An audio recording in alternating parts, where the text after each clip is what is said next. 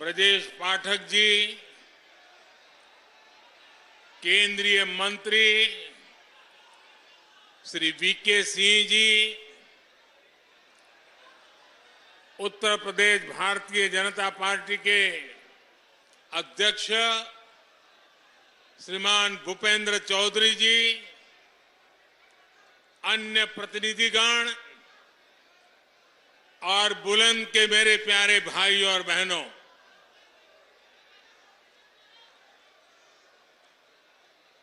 आपका ये प्यार और ये विश्वास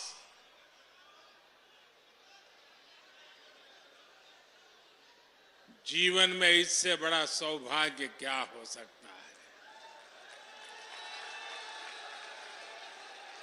मैं आपके प्यार के लिए अभिभूत हूं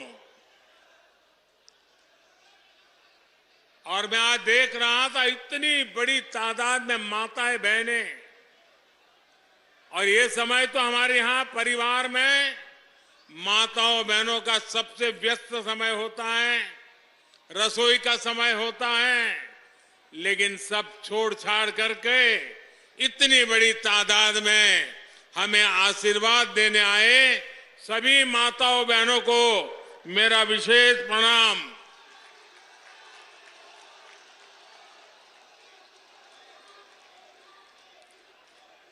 बाईस तारीख को अयोध्या धाम में प्रभु श्री राम के दर्शन हुए और अब यहां जनता जनार्दन के दर्शन का सौभाग्य मिला है। आज पश्चिमी यूपी को विकास के लिए 19,000 करोड़ रुपए से अधिक के प्रोजेक्ट भी मिले हैं। ये project rail line, highway, petroleum pipeline, पानी, सीवेज, मेडिकल कॉलेज और औद्योगिक शहर से जुड़े हुए हैं। आज यमुना और रामगंगा की स्वच्छता से जुड़े प्रोजेक्ट का भी लोकार्पण हुआ है। मैं बुलंदशहर सहित पश्चिमी उत्तर प्रदेश के सभी मेरे परिवारजनों को इसके लिए बहुत बहुत बधाई देता हूं।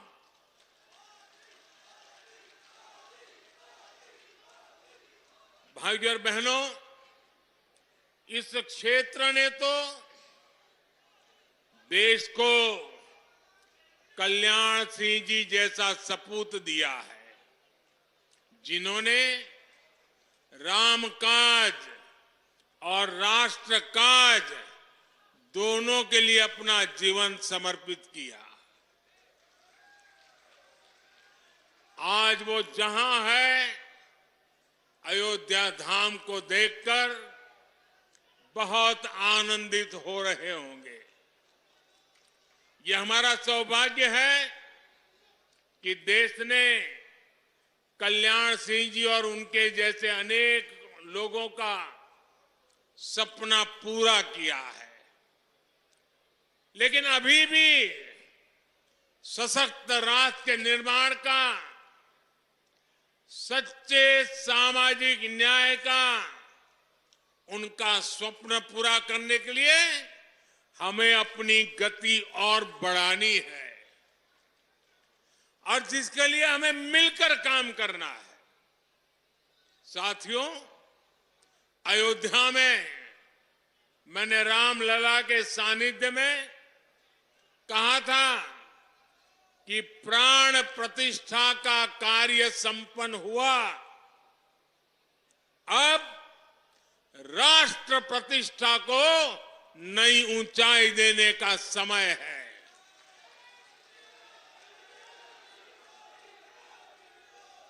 हमें देव से देश और राम से राष्ट्र के मार्ग को और प्रशस्त करना है।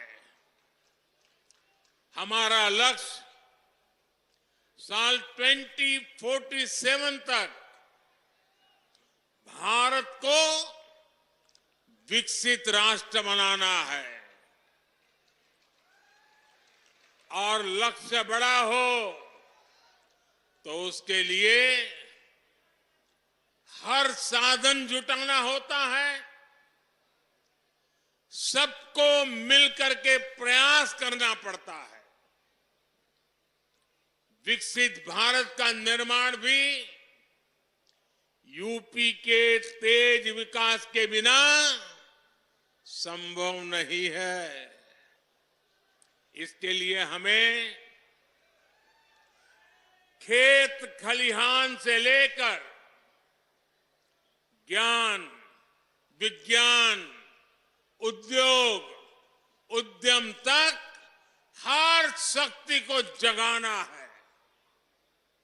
आज का ये आयोजन इसी दिशा में एक और कदम है, बड़ा कदम है, महत्वपूर्ण कदम है।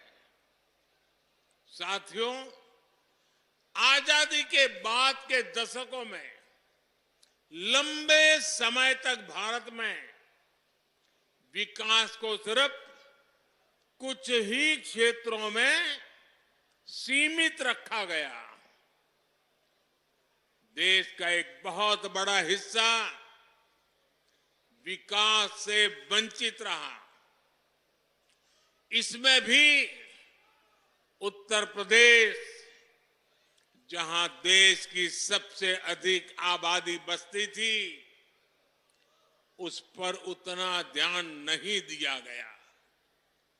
ये इसलिए हुआ क्योंकि लंबे समय तक यहां सरकार चलाने वालों ने शासकों की तरह बर्ताव किया। जनता को अभाव में रखने का, समाज में बंटवारे का रास्ता उनको सत्ता पाने का सबसे सरल माध्यम लगा। इसकी कीमत उत्तर प्रदेश की अनेक पीढ़ियों ने भुगती है, लेकिन साथ साथ देश को भी इसका बहुत बड़ा नुकसान हुआ है। जब देश का सबसे बड़ा राज्य ही अगर कमजोर हो तो देश कैसे ताकतवर हो सकता था? आप मुझे बताइए, क्या देश ताकतवर हो सकता है क्या? उत्तर प्रदेश को पहले ताकतवर बनाना होगा कि नहीं बनाना होगा? और मैं तो यूपी का सांसद हूं और मेरी विशेष जिम्मेवारी है।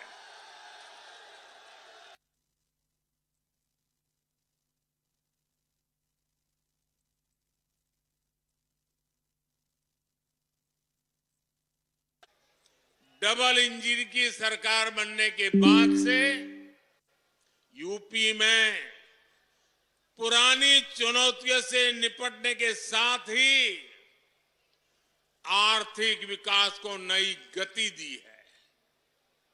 आज का कार्यक्रम हमारी इस प्रतिबद्धता का प्रमाण है। आज भारत में 2 बड़े डिफेंस कॉरिडोर पर काम चल रहा है। उनमें से एक यूपी में, पश्चिमी यूपी में बन रहा है। आज भारत में नेशनल हाईवे का तेजी से विकास हो रहा है। उसमें से अनेक पश्चिमी यूपी में बन रहे हैं। आज हम यूपी के हर हिस्से को आधुनिक एक्सप्रेसवे से कनेक्ट कर रहे हैं। भारत का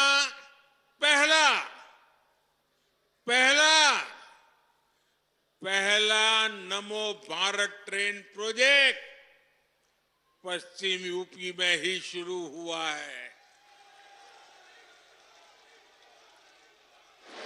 यूपी के कई शहर मेट्रो सुविधा से जुड़ रहे हैं। यूपी ईस्टर्न और वेस्टर्न डेडिकेटेड फ्रेट कॉरिडोर्स का हब बन रहा है और ये बात बहुत बड़ी है साथियों। आने वाली शताब्दियों तक इसका महात्म्य रहने वाला है जो आपके नसीब में आया है। जब जेवर इंटरनेशनल एयरपोर्ट बनकर तैयार हो जाएगा तो इस क्षेत्र को एक नई ताकत, नई उड़ान मिलने वाली है। साथियों, सरकार के प्रयासों से आज पश्चिमी उत्तर प्रदेश रोजगार देने वाले प्रमुख सेंटर में से एक बन रहा है। केंद्र सरकार देश में 4 नए औद्योगिक स्मार्ट शहर बनाने की तैयारी में है। ऐसे नए शहर जो दुनिया के श्रेष्ठ मैन्युफैक्चरिंग और निवेश स्थलों को टक्कर दे सके।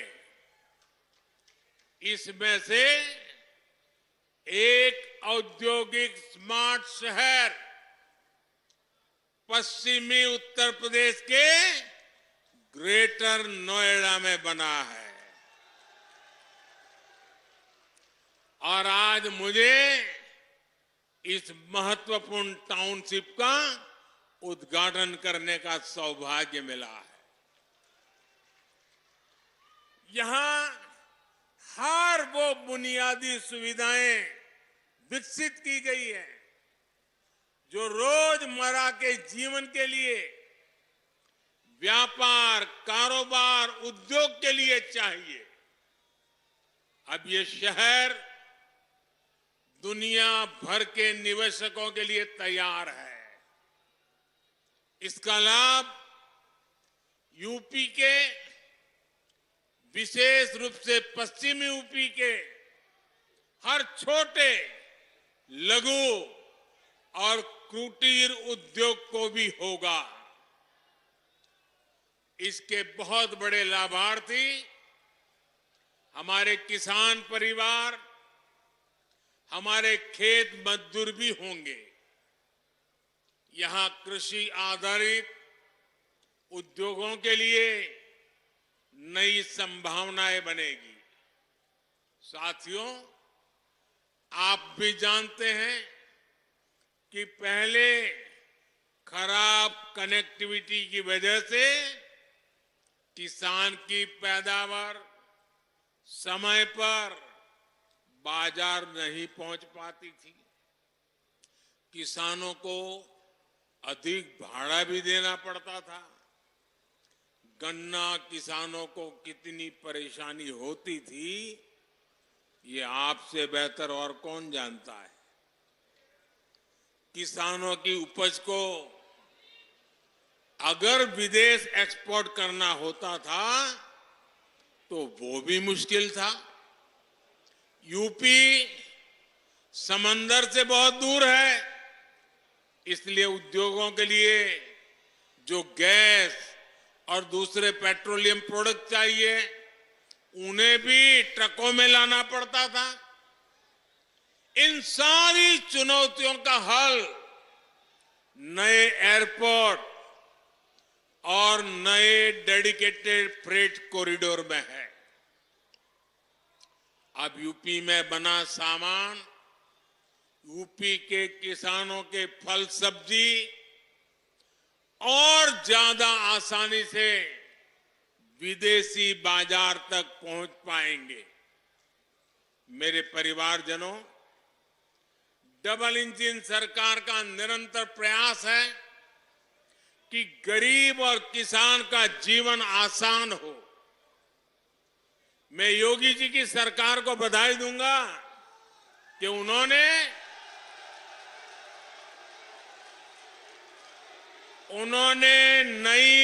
नए पेराई सत्र के लिए गन्ने का मूल्य और बढ़ा दिया है। गन्ना किसान हो, गेहूं और धान किसान हो, सभी किसानों को पहले अपनी ही उपज का पैसा पाने के लिए लंबा इंतजार करना पड़ता था। लेकिन हमारी सरकार इस परिस्थिति से किसान को बाहर निकाल रही है। हमारी सरकार ने ये सुनिश्चित किया है, मंडी में अनाज बेचने पर किसान का पैसा सीधे किसान के बैंक अकाउंट में जाना चाहिए। डबल इंजन सरकार ने गन्ना किसानों से जुड़ी समस्याओं को भी लगातार कम करने का प्रयास किया है। गन्ना किसानों की जेब में ज्यादा से ज्यादा पैसे जाएं, इसके लिए हमारी सरकार इथेनॉल बनाने पर बल दे रही है। इस वजह से किसानों को हजारों करोड़ रुपए अतिरिक्त मिले हैं। साथियों, किसानों का हित हमारी सरकार की सर्वोच्च प्राथमिकता है। आज सरकार हर किसान परिवार के इर्द गिर्द एक पूरा सुरक्षा कवच बना रही है। किसानों को सस्ती खाद मिलती रहे, इसके लिए बीते वर्षों में हमारी सरकार ने लाखों करोड़ रुपए खर्च किए हैं। दुनिया में आज यूरिया की जो बोरी 3,000 रुपए तक की मिल रही है, भारत के किसानों को 300 रुपए से भी कम में मिल रही है। आपने ठीक से सुना क्या? ये यूरिया की बोरी दुनिया में 3,000 रुपए तक में बिकती है, जबकि भारत सरकार आपको वो बोरी 300 से भी कम कीमत में देती है। अब देश ने और एक महत्वपूर्ण काम किया है, नैनो यूरिया बनाया है। इससे एक बोरी खाद की शक्ति एक बोतल में समा गई है। इससे भी किसानों को लागत कम होगी, बचत होगी। सरकार ने करोड़ों किसानों के खातों में पीएम किसान सम्मान निधि के 3.25 लाख करोड़ रुपए भी ट्रांसफर किए हैं। मेरे परिवारजनों, कृषि और कृषि आधारित अर्थव्यवस्था के निर्माण में हमारे किसानों का योगदान हमेशा से अभूतपूर्व रहा है। हमारी सरकार सहकारिता के दायरे को भी लगातार बढ़ा रही है। पैक्स हो, कोऑपरेटिव सोसाइटी हो, किसान उत्पाद संघ एफपीओ हो, इनको गांव-गांव तक पहुंचाया जा रहा है। ये छोटे किसानों को बाजार की बड़ी ताकत बन रहा है। खरीद बिक्री हो, लोन हो, कोई फूड प्रोसेसिंग उद्योग हो, एक्सपोर्ट हो, ऐसे हर काम के लिए किसानों की सहकारी संस्थानों को प्रोत्साहित किया जा रहा है।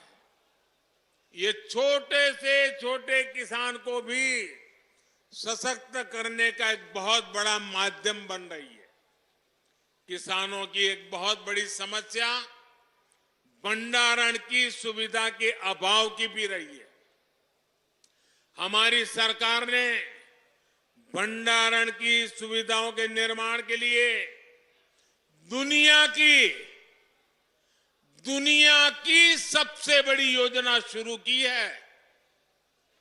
इसके तहत पूरे देश में कोल्ड स्टोरेज का भंडारण का नेटवर्क तैयार किया जा रहा है। साथियों, हमारा प्रयास है कि खेती किसानी को आधुनिक तकनीक से जोड़ा जाए।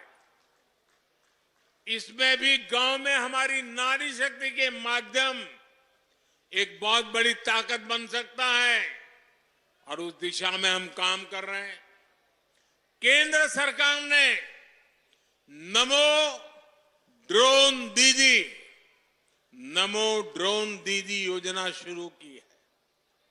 इससे महिलाओं के स्वयं सहायता समूहों को ड्रोन पायलट की ट्रेनिंग दी जा रही है। उन्हें ड्रोन दिए जा रहे हैं।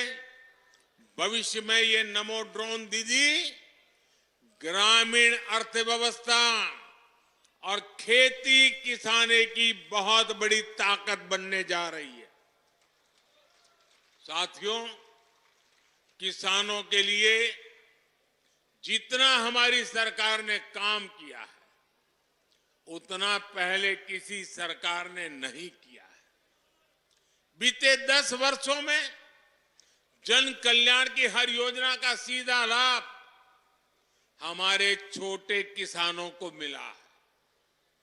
करोड़ों पक्के घर बने हैं तो इनके बहुत बड़े लाभार्थी छोटे किसान और खेत मजदूर है।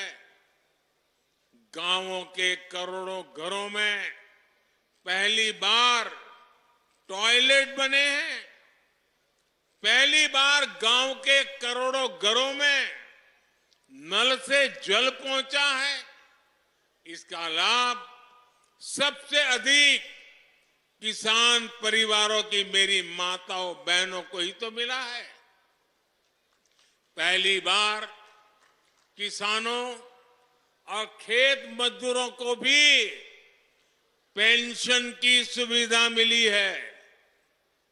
पीएम फसल बीमा योजना से किसानों को मुश्किल समय में मदद मिली है। फसल खराब होने पर किसानों को 1.5 लाख करोड़ रुपए से ज्यादा दिए गए हैं। मुफ्त राशन हो, मुफ्त इलाज हो, इसके ज्यादातर लाभार्थी गांव के मेरे किसान परिवार और खेत मजदूर ही है।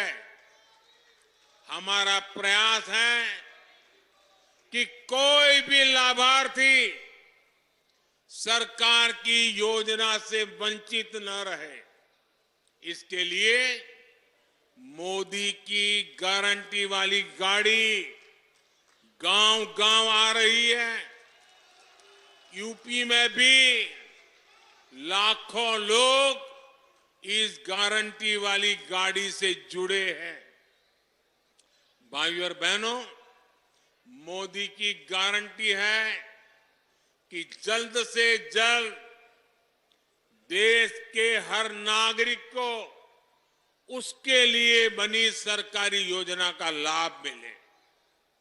आज देश मोदी की गारंटी को गारंटी पूरा होने की गारंटी मानता है, क्योंकि हमारी सरकार जो कहती है वो करके दिखाती है। आज हमारा पूरा प्रयास है कि सरकार की योजना का लाभ हर लाभार्थी तक पहुंचे। इसलिए मोदी सैचुरेशन की गारंटी दे रहा है, 100% की गारंटी दे रहा है। जब सरकार 100% लाभार्थियों तक पहुंचती है तो किसी भेदभाव की गुंजाइश नहीं रह जाती। जब सरकार 100% लाभार्थियों तक पहुंचती है तो किसी भ्रष्टाचार की गुंजाइश भी नहीं रह जाती। और यही सच्चा सेक्युलरिज्म है, यही सच्चा सामाजिक न्याय है। गरीब किसी भी समाज में हो, उसकी जरूरतें उसके सपने समान है। किसान किसी भी समाज को हो, उसकी जरूरतें उसके सपने एक जैसे हैं। महिलाएं किसी भी समाज की हो, उनकी जरूरतें उनके सपने भी एक ही हैं। युवा किसी भी समाज के हो, उनके सपने उनकी चुनौतियां एक जैसी ही है। इसलिए मोदी बिना भेदभाव के हर जरूरतमंद तक तेजी से पहुंचना चाहता है। आजादी के बाद लंबे समय तक कोई गरीबी हटाओ का नारा देता रहा, कोई सामाजिक न्याय के नाम पर झूठ बोलता रहा, लेकिन देश के गरीबों ने देखा कि सिर्फ कुछ परिवारों के घर अमीरी आई, कुछ ही परिवारों की राजनीति फली फूली। सामान्य गरीब, दलित, पिछड़ा तो अपराधियों और दंगों से सहमा हुआ था। लेकिन अब देश में स्थितियां बदल रही है। मोदी ईमानदारी से आपकी सेवा में जुटा है। इसी का नतीजा है कि हमारी सरकार के 10 वर्षों में 25 करोड़ लोग, यह आंकड़ा बहुत बड़ा है, 25 करोड़ लोग गरीबी से बाहर निकले हैं। जो बाकी बचे हैं, उन्हें भी उम्मीद जगी है कि वे भी जल्द ही गरीबी को परास्त कर देंगे। साथियों, मेरे लिए तो आप ही मेरा परिवार है।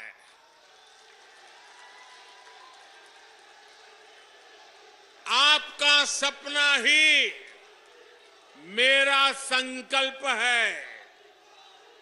इसलिए आप जैसे देश के सामान्य परिवार जब सशक्त होंगे तो यही मोदी की पूंजी होगी। गांव गरीब हो, युवा, महिला, किसान हो, सबको सशक्त करने का यह अभियान जारी रहेगा। आज मैं देख रहा था, कुछ मीडिया वाले चला रहे थे कि आज बुलंदशहर में मोदी चुनाव का बिगुल फूकेंगे।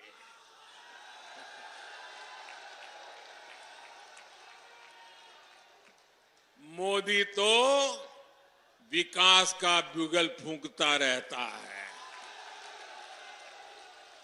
मोदी तो समाज के आखिरी व्यक्ति के कल्याण के लिए बिगुल फूंकता रहता है। मोदी को न पहले जरूरत थी, न आज जरूरत है, न आगे जरूरत है चुनाव के बिगुल फूंकने की। मोदी के लिए तो ये जनता जनार्दन बिगुल फूंकती रहती है। और जब जनता जनार्दन बिगुल फूंकती है तो मोदी को अपना समय उस बिगुल फूंकने में नहीं लगाना पड़ता। उसको तो अपना समय जनता जनार्दन के चरणों में बैठ करके सेवा भाव से काम करने में उसका समय लगा रहता है।